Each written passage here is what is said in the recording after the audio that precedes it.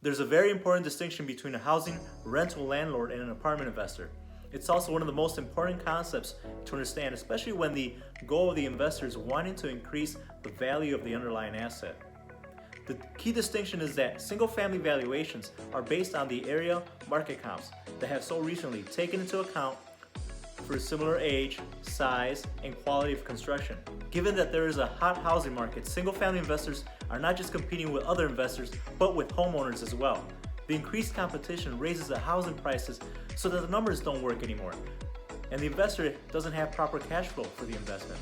On the other hand, with apartment investments, value is a product of income. You see, the more income the apartment building community generates, the higher the value.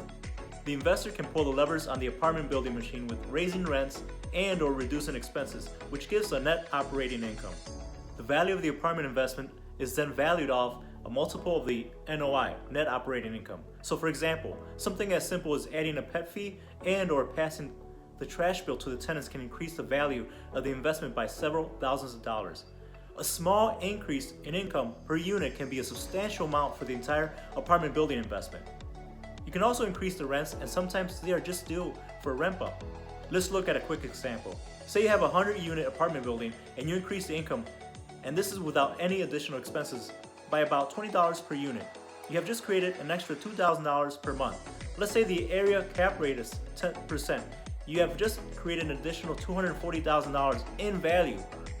This is one of the many ways you can create value after you acquire the property, but also yearly rental increases will keep increasing the value of the property year after year.